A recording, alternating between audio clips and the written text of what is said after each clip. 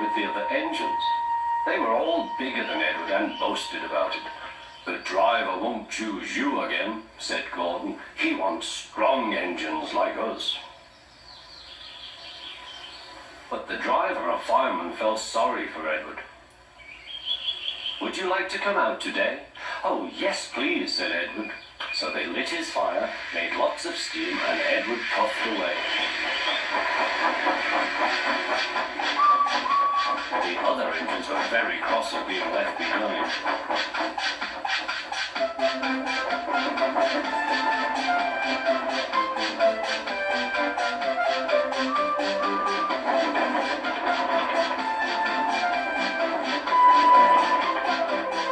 Edward worked hard all day.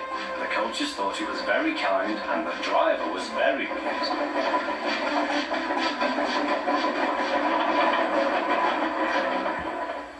"I'm going out again tomorrow," Edward told the other engines that night. "What do you think of that?" But he didn't hear what they thought, for he was so tired and happy that he fell asleep at once. Next morning, Edward woke up to find nothing had changed. Gordon was still boasting. "You watch me, little Edward, as I rush through with the express. That will be a splendid sight for you. Goodbye, little Edward. Look out for me this afternoon."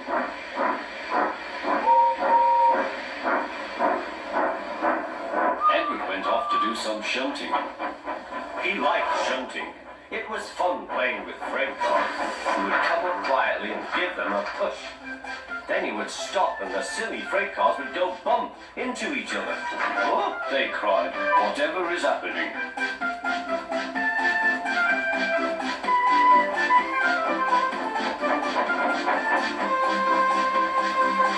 Edward played till there were no more freight cars. Then he stopped to rest. Presently he heard a whistle. Gordon was very cross. Instead of nice shining coaches, he was pulling a very dirty freight train. "A freight train, a freight train, a freight train," he grumbled. "The shame of it, the shame of it, oh, the shame of it." Edward laughed and went to find some more freight cars. Then there was trouble. "Gordon can't get up the hill," the porter called to Edward's driver. "Will you take Edward and push him, please?" They found Gordon halfway up and very cross. His driver and fireman were talking to him severely. "You're not trying." "I can't do it," said Gordon. "The noisy freight cars hold an engine back so." Edward's driver came up. "We've come to push." "No use at all," said Gordon. "You wait and see," replied Edward's driver. They brought the train back to the bottom of the hill.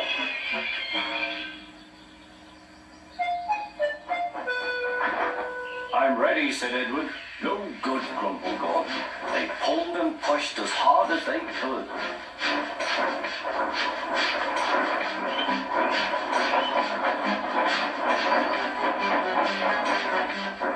"I can't do it, I can't do it, I can't do it," puffed Gordon.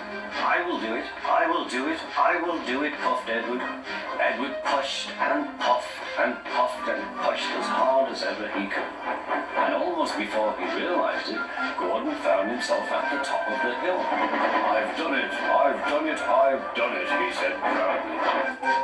He forgot all about kind Edward and didn't say thank you.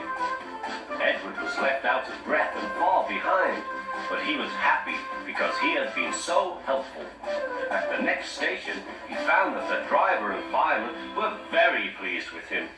The fireman gave him a nice long drink, and the driver said, "I'll get out my paint tomorrow and give you a beautiful coat of blue with red stripes. Then you'll be the smartest engine in the shed."